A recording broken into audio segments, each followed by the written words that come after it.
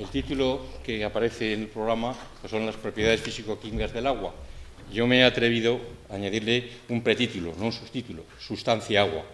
Este título proviene de un libro de los años 40 que teníamos en la cátedra, en el cual, escrito por Dorsey, en 600 y pico páginas de apretadas tablas estaban todas las propiedades del agua que hasta ese momento se conocían. Entonces, a mí, Sustancia Agua, para hablar del agua, me parece muy interesante. Pasando adelante, yo tengo una definición que ya he usado muchas veces para hablar de cualquier tipo de agua, sea un agua potable, sea un agua mineral natural, minero-medicinal, de manantial o un agua residual. Las aguas en general son un sistema heterogéneo formado por una suspensión de fases sólidas. Las fases sólidas pueden tener origen orgánico o inorgánico y estar en mayor o menor cantidad, aunque no las veamos. En la mayoría de las aguas potables y, por supuesto, en todas las aguas medicinales y minerales naturales, no vemos la sílice, pero sí que está suspendida, no está disuelta. Y estas fases sólidas están disueltas en una verdadera disolución en la cual existen moléculas, iones, de origen orgánico e inorgánico también, y el solvente de todos ellos es la molécula llamada agua, que es de la que voy a intentar pues, ponernos al día de lo que existe. Todo lo que voy a decir, pues ustedes lo conocen seguramente. Abajo tienen ustedes que, como todos en este mundo, en estos momentos, el agua tiene un número de registro y ese 7732-185 es el carnet de identidad del agua. Bueno, en la humanidad siempre necesitamos encontrar un origen. Nos preguntan siempre dónde hemos nacido y cuándo, y con eso hay una información bastante grande. Pues bueno, también al agua tenemos que ponerle un origen. El origen, ¿qué vamos a encontrarle? Pues vamos a empezar con el origen de nuestro universo, el Big Bang, que en estos momentos tiene 13.700 millones de años. Los físicos nos lo dan ya muy exactamente, y esta idea del Big Bang pues aparece ya casi hace un siglo. Dentro de 7 años pues estaremos hablando de que Friedman y después el Abad Lemaitre lo que dijeron era que el mundo se estaba expandiendo, estaba en movimiento continuo, el universo.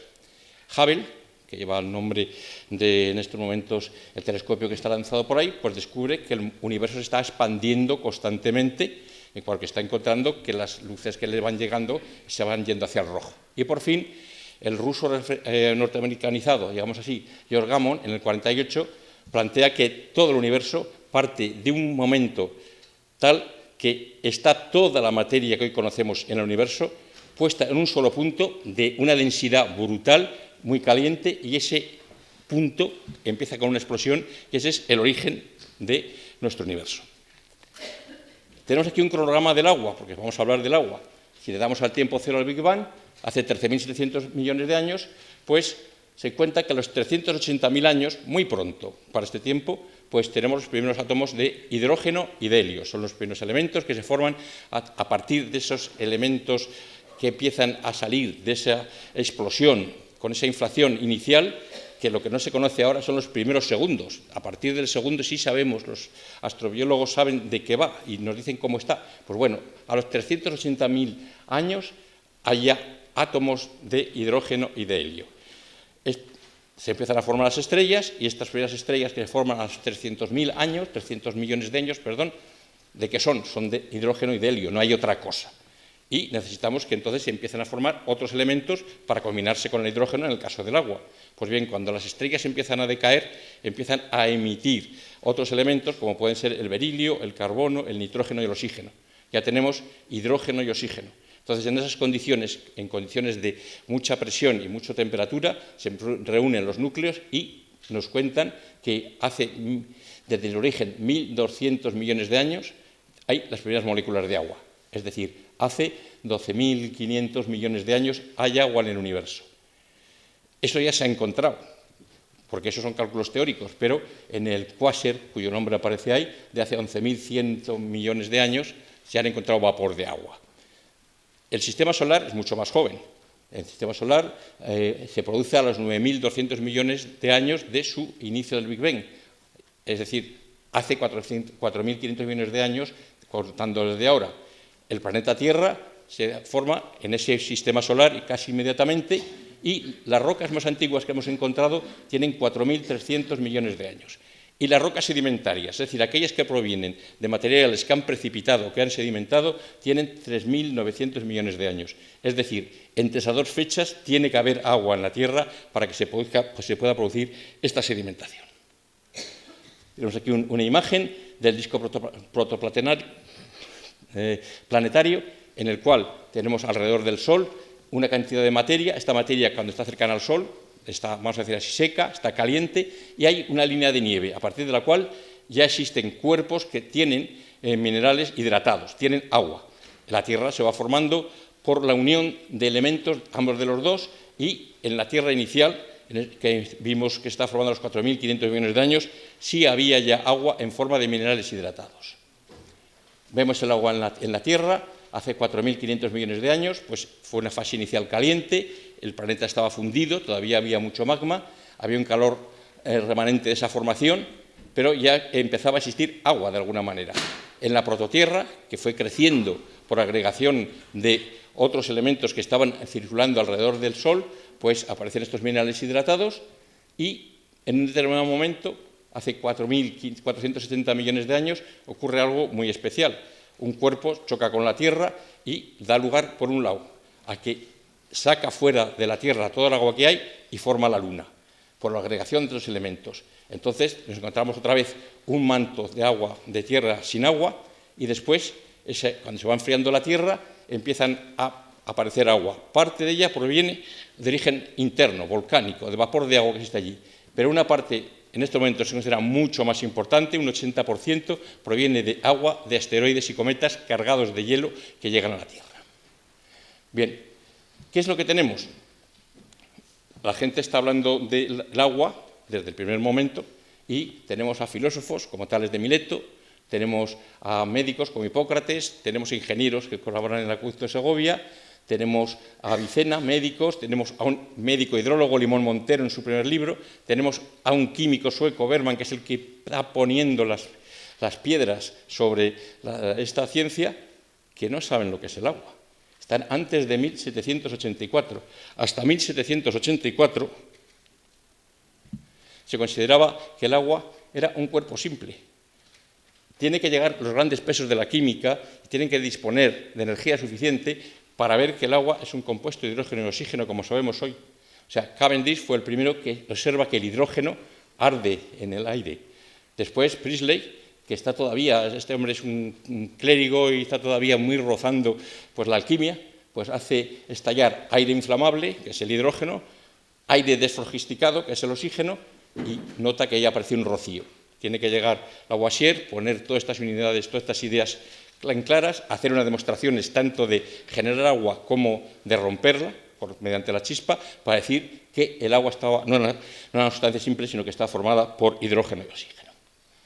Pero nos quedan más dudas todavía. Sabemos qué es eso y hay aquí otra serie de científicos, como Fresenius, un químico, Pedro María Rubio, un hidrólogo, Casares, otro analista, otros médicos, entre ellos Sebastián Knight, que están hablando de las aguas, de sus efectos, y no saben lo que hay en las aguas. Tiene que llegar en el año 1784 Svante Arrhenius para decir en su tesis doctoral, que casi se la cargan, porque los que lo juzgaban no entendían lo que estaba diciendo realmente, para decir que en el agua, cuando se encuentran sales, se disocian y son iones. Entonces, lo que podemos decir hoy claramente, en las aguas de ningún tipo, potables, minerales naturales, de minerales medicinales, de manantial, no hay ni sales ni minerales, hay iones. Y es lo que hay que procurar decir en este momento, porque ya han pasado muchos años desde que en 1884 Svante Arrhenius. Después se dieron cuenta de que realmente tenía razón y le dieron el premio Nobel por su trabajo en 1903, unos años después. Bueno, vamos a hablar entonces de la estructura de una sola molécula de agua. Todos conocemos pues, que el agua está formado por H2O y nos vamos a fijar en una sola molécula. Esa sola molécula tiene un átomo de oxígeno y dos átomos de hidrógeno. Esos dos átomos de hidrógeno están unidos al oxígeno mediante enlace covalente. Es un enlace formado por dación de un electrón de cada uno de ellos. ¿Qué es lo que ocurre? Pues si doy un electrón, el hidrógeno, que solo tiene uno, queda el núcleo de hidrógeno con cargas positivas. Por otro lado, al oxígeno, que ha puesto 2, todavía le sobran otras 4. Pues esas 4 están en los vértices de un tetraedro. ¿Y qué es lo que ocurre? El agua tiene una parte cargada positivamente, la cercana al hidrógeno, y una parte cargada negativamente. Es un dipolo. Y esto va a ser fundamental a la hora de explicar las propiedades del agua. ¿Cómo es una sola molécula? Aquí tienen ustedes el oxígeno en el medio, con sus 6 electrones externos, 2 formando el enlace con el hidrógeno, y esta es la posición que tienen los electrones en la molécula del agua. ¿Qué tiene? Tiene muy pequeño volumen, un volumen de 0,029 nanómetros cúbicos. Fíjense ustedes, estamos hablando de nanociencia, pues es lo que ocupa una molécula. Tiene una masa muy pequeñita, 10 a la menos 23 gramos, tiene dos enlaces covalentes muy resistentes, de ahí que hasta que no hubo energía eléctrica no pudieron romperla los científicos hasta el año 1780 y tantos. Es una molécula, como vemos, angular, tiene un ángulo de 104 grados y como los enlaces entre oxígeno y hidrógeno son polares, podemos componerlo gracias a que es angular. Si fuera lineal no habría forma de componerlos. Entonces, eso da lugar a un elevado momento dipolar que le va a ser muy útil en las aguas a la hora de disolver sustancias. Bien, hemos visto la estructura de una sola molécula de agua y ahora vamos a ver la estructura del conjunto de moléculas que se forman cuando tenemos hielo o agua líquida. Empezamos por el hielo porque fue realmente el primero que empezaron a interesarse por su estructura y si hemos visto que hasta 1884 no se sabe cómo están ionizadas las sustancias, hasta 1900 no empiezan a ver cómo puede ser esa estructura. Entonces Taman y Brigman, que recibió el premio en el año 46, lo que hacen es someter al hielo a grandes presiones y entonces se encuentran con algo que ya es muy conocido. Este es el dibujo de ellos, original, en el cual lo que podemos ver es que no hay un solo hielo, ese hielo que tenemos en los cubitos, sino que tenemos hasta 9 clases de hielo. 9 clases de hielo de tipo hexagonal y que se puede pasar en algunos de ellos,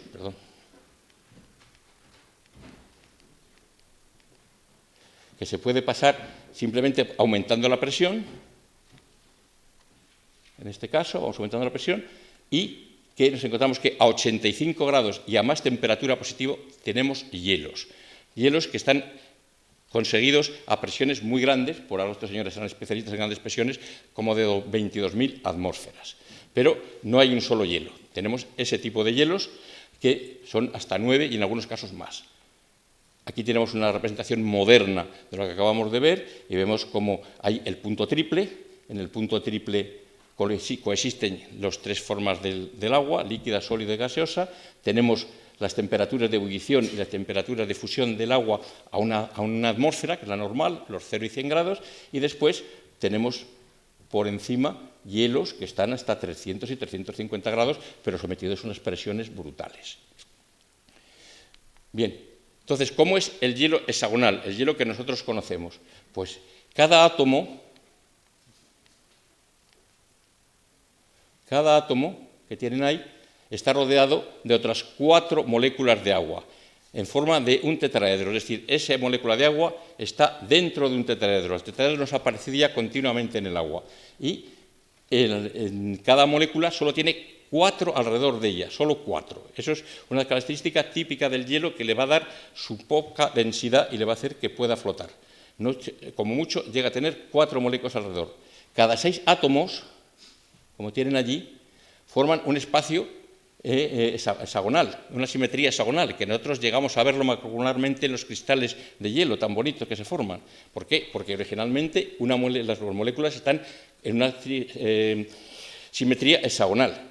Y esto da lugar, como digo aquí, a una estructura muy abierta, con una densidad baja, que le permite flotar al hielo. A menos 183 grados, todos los enlaces de hidrógeno que unen las moléculas, ustedes ven aquí que los enlaces en azul fuerte son los enlaces covalentes y los enlaces en puntitos son los puentes de hidrógeno. Esos puentes de hidrógeno a menos 183 están totalmente formados. Conforme vamos aumentando la temperatura y llegamos a 0 grados, se van rompiendo enlaces. En el agua líquida continúan los enlaces, lo veremos. Lo que les traigo aquí es algo muy curioso y que pone de manifiesto algo que es que los científicos aun sin saber de lo que estaban haciendo, eran muy cuidadosos. Este es el halo de Schneider que tomaron unos astrónomos parisinos y pusieron, como ven ahí, unos soles radiantes donde ellos veían que se difractaba el sol. No solamente veían el sol central, sino que veían otros halos alrededor.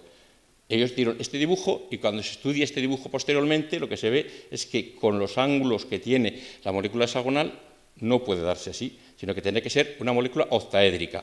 Se ha obtenido en el laboratorio, existen en los ciclos 80 grados, y miren ustedes, esto es una versión actual de una fotografía, con qué cuidado hicieron en aquel momento los científicos franceses en el siglo XVII, que 300 años después se puede deducir exactamente lo que estaba ocurriendo. Tenemos más clases de hielos y estos son importantes. Tenemos dos hielos que funcionan a muy bajas temperaturas, menos 138 y 208 bajo cero, y menos 208 y 63, que son el hielo amorfo de baja densidad, que permite combinación de compuestos orgánicos en su interior, y el hielo amorfo de alta densidad, a más baja temperatura, que permite moléculas orgánicas en su interior. En el universo se han encontrado en este momento, hecho el último contaje, vamos a decir así, el año 2014, casi 193 moléculas que se han encontrado por espectroscopía en el universo. Esas moléculas podían entrar en estos hielos, porque los admite dentro de ellos y permite sus reacciones, y al llegar a la Tierra pudieron traer algo más que agua, pero vamos a dejarlo en este momento ahí. Vamos a ver ahora la estructura del agua líquida. Hemos visto el hielo, que hay varios hielos, y vamos a ver el agua líquida. El agua líquida tiene una historia bastante larga y que llega hasta nuestros días. O sea, hemos visto que en 1900 ven la del hielo y entonces en 1933 pues hay unos científicos que empiezan a pensar que cómo puede ser el agua líquida. En este año de 1933, en el trabajo que tienen ahí, pues Desmond Bernal, que realmente es Bernal porque era de origen español, por ese inglés cambia el acento, era un científico español, y Sir Ralph Fowler lo que dicen es que el agua en estado líquido, y dan una idea, a bajas temperaturas, o sea, muy cercanas a cero, es una estructura similar, es una estructura pseudocristalina, tipo tridimita, y que cuando aumenta la temperatura tiene una estructura similar al cuarzo. Entre la tridimita y el cuarzo, que son dos elementos y que no están en el agua, sino son similares a ello, se puede pasar por cambio de temperatura. Su primera idea es que es pseudocristalina y que por cambios de temperatura se puede pasar de una a otra. Pasan unos cuantos años y entonces otro premio Nobel, John Anthony Poppel, de Cambridge, lo que dice es que es una estructura similar al hielo, pero en esos enlaces que hemos visto de puente de hidrógeno que existen entre las moléculas de agua en el hielo, en este caso están distorsionadas o rotas. Es otra idea que se va aumentando y que en el año 57 aparecen Frank y Wen y hacen otra idea. Y hemos visto cómo van aumentando que es pseudocristalina, que hay átomos, puentes de hidrógeno distorsionados, y estos lo que nos hablan en su trabajo es que el agua parece unos racimos fluctuantes que se pueden mover, en el cual el agua está compuesta de dos fases. Una densa, que es el agua, las moléculas que están sueltas, y otra voluminosa, pero de menos densidad, que son las que están formando el racimo. Supongamos un racimo de uvas, que las uvas no se pueden acercar más unas a otras porque tienen sus pedúnculos. En las que están de agua, están muy cercanas, no pueden acercarse más por los puentes de hidrógeno, y esa es la fase que es densa, pero de baja densidad, mientras que las que están sueltas pueden aumentar.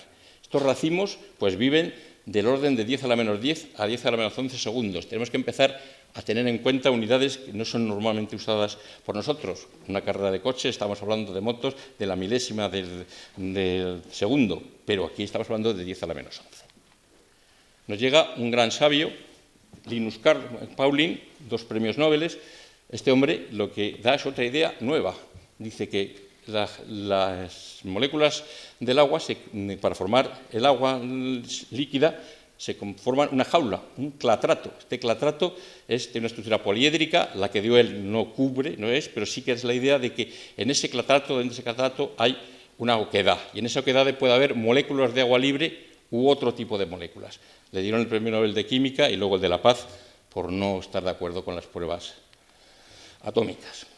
61. Siguen avanzando ideas. Hemos visto que son los racimos, pues aquí Eyring, que es un científico mexicano naturalizado en Norteamérica, también optó al premio Nobel, y dice que el agua líquida es una mezcla de los hielos 1 y 3 que hemos visto antes, y moléculas sueltas, monómeras. estas moléculas sueltas monómeras están saltando hacia afuera de esos racimos, y lo que él propone y que él ve es oquedades que están formando fuera, de esas moléculas que están unidas al racimo y saltan continuamente hacia afuera, y por eso lo que él habla son oquedades fluidificadas. Seguimos avanzando y tenemos la definición que durante muchos años hemos utilizado todo, que proviene de Stillinger, del año 80, y este señor, en un trabajo del año 80, agua revisitada, realmente él lo dijo unos años antes, pero vamos, es que el agua líquida es una estructura en malla tridimensional de puentes de hidrógeno distribuidos al azar. Fíjese que no ha mencionado para nada la palabra hidrógeno ni la palabra oxígeno. Son una malla de puentes de hidrógeno.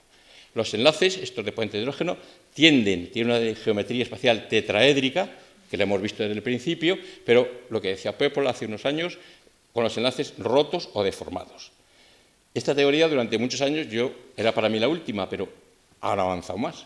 Entonces, hay unos señores que se llaman Max Hestijn y Mitchell Lewin, que en un trabajo El agua y las moléculas de la vida, lo que nos dicen es que el número real de enlaces de hidrógeno, de puentes de hidrógeno que hay en una molécula de agua va de 3 a 6, oscilando continuamente, y le da una media de 4,5. Y ve que las fuerzas intramoleculares de una sola molécula de agua son muy fuertes, es decir, tiene un efecto resorte que cuando se intentan distorsionar, ellos ofrecen más resistencia, mientras que las fuerzas intramoleculares, entre ellas, de largo alcance, pues disminuye al crecer la distancia.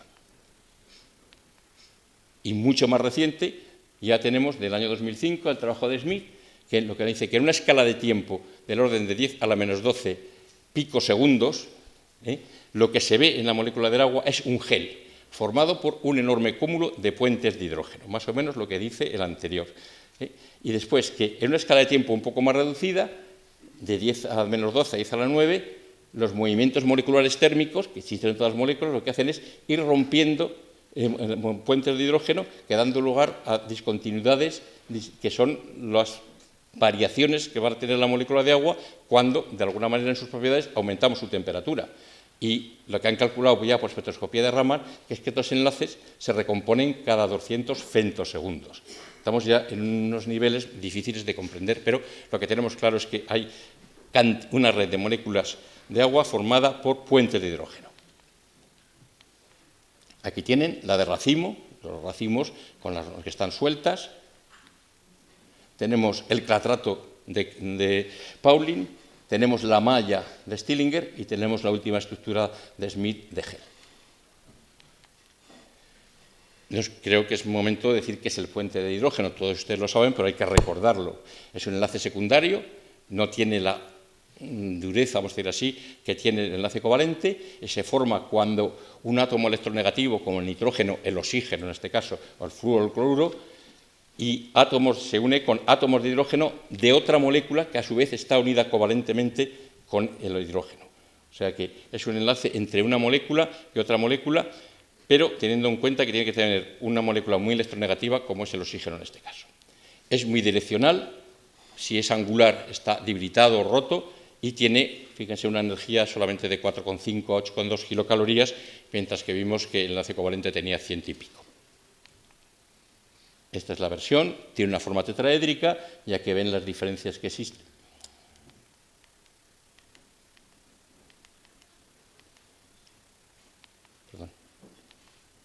Que existen en cuanto a las distancias que hay en el puente de hidrógeno, 0,167 menos la 0,09 del enlace covalente, que es mucho más corto.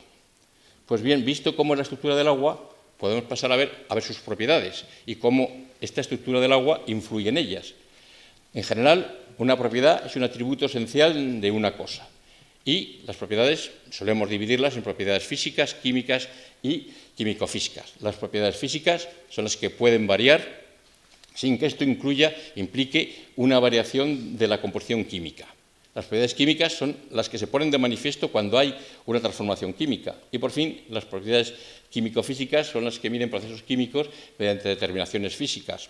Es medida del pH, por ejemplo, el pH lo que mide es milivoltios, él no sabe lo que está midiendo, mide milivoltios, pues una determinación física. Bien, las propiedades físicas, desde que la químico-física empezó a funcionar, se dividieron en aditivas, constitutivas y coligativas. Las aditivas son aquellas que dependen única y exclusivamente de quién y cuántos hay. Es decir, un átomo de oxígeno, dos átomos de hidrógeno. La única propiedad constitutiva que tiene el agua es su peso molecular, la suma de los pesos atómicos de los dos. Después están las propiedades constitutivas, que dependen de la naturaleza, o sea, de quiénes son, de cuántos hay y cómo están distribuidos en la molécula o en el grupo de moléculas. Estas son las que van a interferir más o van a ser las más normales en la estructura, en las propiedades físicas del agua, porque hemos visto que tiene una estructura muy peculiar. Y por fin están las coligativas, que son aquellas que dependen del número de moléculas, no fuera de su constitución química, solamente del número de moléculas que existen disueltas. Estas, por supuesto, las coligativas, no serán propiedades de la molécula de agua porque no tiene por qué disolver. Vamos a repasar las que están más relacionadas con la especialidad de la hidrología médica. Tenemos la viscosidad. Todos ustedes saben lo que es la viscosidad, podemos definirla como la resistencia a fluir. Bien, tienen ahí el valor de la viscosidad. ¿Y qué tiene la viscosidad? Pues la viscosidad del agua es muy grande, aunque nos parezca mentira. Es 2 o 3 veces superior a los disolventes usuales, lo veremos en una tabla en conjunto, pero es el único líquido que disminuye, sube su viscosidad cuando aumenta la presión que se ejerce sobre ellos. No existe otro líquido. El porqué, yo creo que ya lo sabemos. Cuando ejercemos grandes presiones, rompemos los puentes de hidrógeno y entonces las moléculas de agua pueden circular más libremente. Como todas las sustancias, disminuye con la temperatura. Tenemos la tensión superficial. La tensión superficial es el trabajo necesario para extender una lámina, en este caso de agua. Nos puede parecer que el agua no tendría mucha tensión superficial, pues es la sustancia que tiene el mayor valor de la tensión superficial de todos los líquidos, salvo el mercurio, que es un líquido especial, que es un metal, y que es muchísimas veces más grande que los productos normales, los disolventes usuales, y que también disminuye al aumentar la temperatura. La tensión superficial es muy importante porque al ser tan alta, nosotros lo que tenemos que siempre es intentar rebajar la tensión superficial para que pueda producirse reacciones, para que puedan atacarse materias lipófilas. ¿Quiénes son los tensoactivos? ¿Cómo se reduce? Pues con los tensoactivos, los detergentes y las sales biliares. Su misión es esa, es poder que se pueda mezclar con el agua. Si no, dado la tensión superficial que tiene, sería imposible. Tenemos una de las propiedades, muy antigua conocida, se discutía de ella en el siglo XVII, que es que el agua es la única sustancia que tiene un punto de densidad máxima. ¿Qué ocurre? Aparte de que la densidad del agua es muy elevada, tiene esta característica, que a 3,984 el agua tiene su mayor densidad. ¿Qué importancia tiene esto? Pues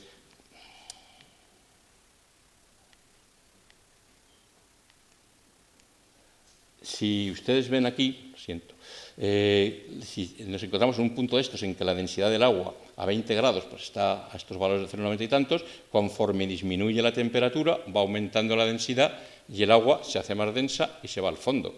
A 3,98, 4 grados, su máximo. A partir de allí disminuye otra vez la densidad, con lo cual, ¿qué ocurre? Que en el fondo siempre queda una pequeña capa de agua líquida a esa temperatura alta de 4 grados que permite la vida. Ven aquí las diferencias que hay en el calor, en la densidad del agua, 99,7 a 25 grados, el máximo 999, que es el 1 que utilizamos, y otra característica, cuando el agua se convierte en hielo, todavía disminuye más bruscamente su densidad, con lo cual el hielo puede flotar, y eso, pues, según muchos autores, pues lo que ha permitido es que la vida floreciese en la Tierra, porque si esto no ocurriera así, con los grandes fríos, pues la Tierra se hubiera convertido en un bloque de hielo prácticamente al congelarse absolutamente los mares y los ríos. Luego esta pequeña propiedad, que no pasó desapercibida y que es difícil de explicar, es muy importante para el mantenimiento de la vida. Aquí tienen reunidas las propiedades que hemos puesto mecánicas, relacionadas, hay muchas más, pero estas son las que ven, y como ven, el peso molecular del agua es mucho más pequeño que el de los elementos como metanol, etanol, propanol, la acetona, el éter, y ninguno tiene su máximo de densidad, su tensión superficial es mucho menor, es 3 veces más pequeña que ella, y su viscosidad también es mucho menor. Pasamos a propiedades térmicas muy importantes en la hidrología médica, y una de ellas es el calor específico. Todos ustedes conocen que es la cantidad de calor necesario para elevar un gramo de agua, o un mol, depende de cómo lo expresemos. Bien, el agua es la sustancia que tiene el mayor calor específico de cualquier otro líquido, salvo el amoníaco líquido, que no está líquido como tal, sino que es un compuesto que se hace en el laboratorio. Y es la sustancia que tiene el mayor calor específico. También ocurre una cosa, como ven aquí abajo, el calor específico, está aquí dado en moles, disminuye muchísimo cuando pasamos al hielo. Hemos visto que entonces que el hielo flota y además tiene un calor específico menor, es decir, hace falta menos calor para fundirlo que si fuera el agua. Desde el punto de vista general, pues los climas templados donde hay agua, donde hay mar, pues son más atemperados y bueno, nosotros mismos somos un 70% del agua. O sea, si tenemos un calor de específico muy grande, es decir, hace falta quitar mucho calor o poner mucho calor para elevar la temperatura, este 70% de agua que somos nos está defendiendo de variaciones bruscas que llevarían seguramente a aceleración de reacciones y muy mal para nosotros. Tenemos después los calores latentes de vaporización, el calor absorbido cuando se evapora un mol o un gramo de una sustancia. En el caso del agua, ya lo van a ver ustedes, es muy elevado. De esos puentes de hidrógeno hace falta mucho calor para no solamente calentarlo, sino para que pase a estado de vapor. Lo mismo ocurre con el calor latente de fusión. El calor latente de fusión es muy elevado, esto nos protege, por ejemplo, pues, de las congelaciones de los miembros distales. Hace falta quitar mucho calor, que haga mucho frío para que la sangre se pueda congelar. Tienen aquí los pasos que ocurren normalmente cuando queremos calentar agua o hielo, pues hay que ir salvando todos estos pasos, los cuales son los calores de fusión y los calores de vaporización y el calor necesario para llevarlo a 100 grados. Tenemos la conductividad térmica. Es una propiedad muy importante desde el punto de vista de hidrología médica porque realmente es la velocidad con la cual se transfiere el calor. El agua pues, tiene un valor muy elevado y también ocurre algo favorable. El hielo lo tiene 4 veces mayor, es decir, cuando el calor, el sol le da al hielo, transmite el calor 4 veces más rápido, con lo cual vuelve a fundir el hielo. Fíjense que todas las ideas es que la Tierra no esté congelada. Desde el punto de vista de la hidrología médica, pues bueno, simplemente un apunte. Con esta conductividad térmica tan grande y con este calor específico tan grande, sería difícil utilizar una termoterapia si no existiesen los peloides, esos elementales peloides, en una mezcla normalmente de turba o de arcilla con agua, que tienen un calor específico mucho más bajo y una conductividad mucho más baja, lo que nos permite es poder aplicar en un determinado punto un elemento caliente a 45 grados y que esa temperatura vaya bajando lentamente y la pueda soportar el paciente. Tenemos otra idea muy importante. Desde que la tabla periódica pues las hemos estudiado todos y la fundaron, pues está dividido los elementos en familias. Y ven aquí que el oxígeno no ve ningún inconveniente en hacerlo de la familia del oxígeno, azufre, selenio, teluro. Todos estos elementos forman sus correspondientes hidruros. Si nosotros miramos los puntos de fusión y los puntos de ebullición de estos elementos, vemos que hay una perfecta correlación entre los elementos teluro, selenhídrico y sulfídrico. Si siguiéramos la línea, al agua le tocaría tener un punto de ebullición del orden de menos 70 grados. Y si miramos el punto de fusión, el agua tendría un punto de fusión de menos 90 grados. Es decir, a estos 20 y tantos grados calurosos que tenemos ahora, todo esto sería vapor de agua. Luego, esos puentes de hidrógeno están permitiendo que la vida sea como la conocemos. Aquí tienen esta tabla, pues lo que acabamos de ver, calor específico muy alto, los calores latentes de vaporización y de fusión mucho más altos, la conductividad térmica muy grande y los puntos de fusión entre 0 y 100, mientras que para el metanol, etanol, propanona, pues están desde menos 97 hasta 64. Luego, el agua tiene unas características que vamos viendo muy peculiares. Simplemente, no solamente es una cosa de laboratorio, sin tener estos productos, todas estas características como son la tensión superficial y la viscosidad entran en la hidrología médica, por no ir a otro sitio, pues en la fórmula de los cálculos de las boquillas. En las boquillas se calculan en función de la densidad del agua, de la viscosidad del agua y la tensión superficial. Luego, si queremos hacer una partícula de agua o de un medicamento del tamaño adecuado para llevarlo a donde queremos llevarlo, tenemos que tener en cuenta estas características para que no hagamos una bola que se nos quede en la garganta.